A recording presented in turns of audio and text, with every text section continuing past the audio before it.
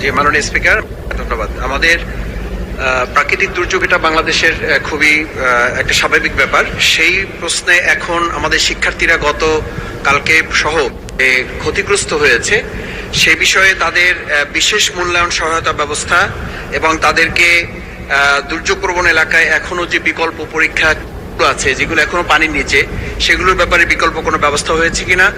শিক্ষার্থীরা আজকে আন্দোলনে আছে আমি এটা বলবো না, তাদের খুব কষ্টের জায়গাটা যেটা এখন তৈরি হয়েছে, প্রশমনে শিক্ষামন্ত্রী বা বর্তমান সরকার কি কার্যকর ব্যবস্থা গ্রহণ করছে আমাদের সন্তানদের পড়াশোনার টেবিলে ফিরিয়ে দেওয়ার জন্য, সে বিষয়ে আপনার মাধ্যমে মাননীয় মন্ত্রীর কাছে যাব।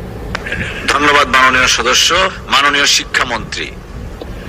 মাননীয় স্পিকার, আপনাকে অশেষ ধন্যবাদ। মাননীয় সংসদ সদস্যকে, আমাদের সকলেই এই মনসুন সিজনের পরীক্ষাকে নিয়ে আমরা কনস্ট্যান্ট মনিটরিং এ ছিলাম, আছি, সারাদিনই আমরা এই কাজটি করে থাকি। সেখানে দেখা গিয়েছে কেন্দ্রে যদি পরীক্ষার কেন্দ্রগুলিতে পানি উঠে থাকে, তাৎক্ষণিকভাবে আমরা কেন্দ্র সরিয়ে দেই। লোকাল অ্যাডমিনিস্ট্রেশনকে এই দায়িত্ব দেওয়া হয়েছে। শুধু একটি কলেজ, কুমিল্লা সরকারি কলেজের বিষয়টি সবচেয়ে গুরুত্বপূর্ণ ছিল, যে কলেজের মাঠটা ভরে গিয়েছিল সেটা।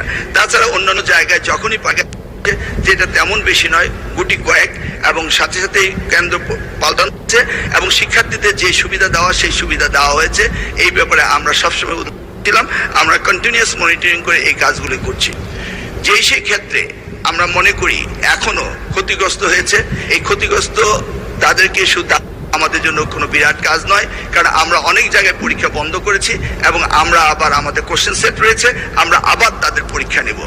আমরা আবারও পর্যালোচনা করছি, যদি কোথাও আমাদের প্রশাসনের দুর্বলতার কারণে কোনো শিক্ষা প্রতিষ্ঠানে পানি ওঠার পর যদি পরীক্ষা না দিতে পেরে থাকে, এই জরিপটা আমাদের কাছে আসার পরে আমরা সে প্রয়োজনে আমরা রি এক্সামিনও নিতে পারি। আমরা চিটাগাং বোর্ডে এই ব্যবস্থাটি করেছি এবং সেই অবস্থান আমাদের রয়েছে।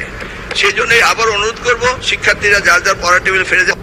আমরাই উদ্বিগ্ন তাদের চেয়ে বেশি কিভাবে তাদেরকে আমরা পরীক্ষা সঠিকভাবে নেব এবং এই দুর্যোগ মোকাবেলা করব।